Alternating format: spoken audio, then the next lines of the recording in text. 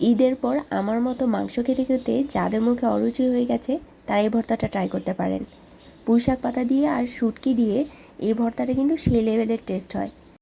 এই ভর্তাটা দেখার পরই জিভে পানি চলে আসবে, আর খেতে বসলে তো ভাত একটু বেশি খেয়ে ফেলবেন। তো চলুন এই ভর্তাটা আজকে কীভাবে তৈরি করেছি সেটা দেখে নেওয়া যাক। প্রথমে চুলার মধ্যে একটা কড়াইতে 1/4 কাপের মতো তেল নিয়েছি, আর এই শুটকির মধ্যে তেলটা একটু বেশি দিলে শুটকিটা খেতে ভালো লাগে। নিয়েছি 1/2 কাপ পেঁয়াজ কুচি, একটা বড় সাইজের রসুন কুচি, দিয়ে দিচ্ছি 3-4টা কাঁচামরিচ, স্বাদ মতো লবণ দিয়ে এগুলোকে একটু ভেজে নেব, জাস্ট নরম করে নেব, লালচে করে ভাজার কোনো দরকার নেই। আর শুটকির মধ্যে রসুন কুচিটা দিলে খেতে কিন্তু খুব মজা লাগে।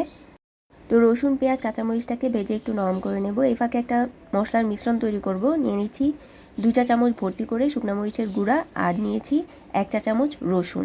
সামান্য পানি দিয়ে একটা পেস্ট তৈরি করে নেব। আর এইভাবে যদি মশলার মিশ্রণটা তৈরি করেন তাহলে একটা বাটা মশলার স্বাদ পাওয়া যায়। আপনারা এভাবে দিয়ে ট্রাই করতে পারেন।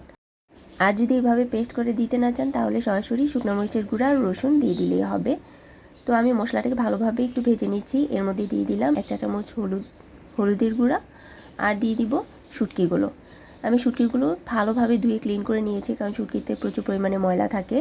তো শুটকিগুলো উপরে দেওয়ার রিজন হচ্ছে, যখন আমি শুটকিগুলো উপরে দিব তখন এই শুটকির মধ্যে যে কাঁটাগুলো আছে না, সেগুলো খুব সুন্দরভাবে বেরিয়ে যাবে। এই যে দেখতে পাচ্ছেন শুটকির মধ্যে কাঁটাগুলো বের হয়ে গেছে। সামান্য পানি দিয়ে আমি মশলাটাকে একটু কষিয়ে নেব। যখন উপর থেকে একটু তেল ভেসে আসবে তখন আমি দিয়ে দিব এই পুঁইশাক পাতাগুলো। এই পুঁইশাক পাতাগুলো আমি আগে থেকে ধুয়ে ক্লিন করে নিয়েছি।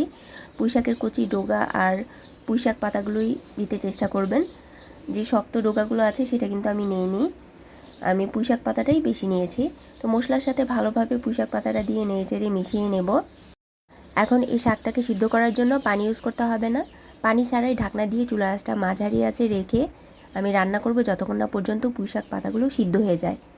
দেখতে পাচ্ছেন যে পুঁইশাক পাতাগুলো কিন্তু সিদ্ধ হয়ে গেছে, আর সাইড থেকে কিন্তু একটু একটু করে তেল ভেসে আসছে। তো আরও কিছুক্ষণ রান্না করে নেব, ভুনা ভুনা করে নেব যতক্ষণ না পর্যন্ত শুটকি থেকে তেলটা সেপারেট হয়ে যায়। তো দেখতে পাচ্ছেন যে শুটকি থেকে তেলটা কিন্তু একদম সেপারেট হয়ে গেছে, এরকম ভুনা ভুনা হয়ে গেছে। তো এখন চুলা থেকে নামিয়ে একটা প্লেটে সার্ভ করে দেখাচ্ছি। আর এই শুটকির ভর্তাটা যে খেতে এতটাই মজার হয়, যদি কেউ রান্না করে টেস্ট না করেন তাহলে কিন্তু এই স্বাদটা বুঝতেই পারবেন না। কুরবানি ঈদের পর যারা মাংস খেতে খেতে একদম বোর হয়ে গেছেন, খাওয়ার একদমই রুচি নেই, ভাত খেতে পারছেন না, তারা প্লিজ এই ভর্তাটা একবার ট্রাই করে দেখবেন। এই ভর্তাটা সেই লেভেলের টেস্ট হয়। এই ভর্তাটা যেদিন তৈরি করবেন ভাত একটু বেশিই রান্না করবেন, না হলে কিন্তু পরে বিপদে পড়ে যাবেন। যাই হোক, ভর্তার রেসিপি ভালো লাগলে follow just cook to eat tasty for more delicious.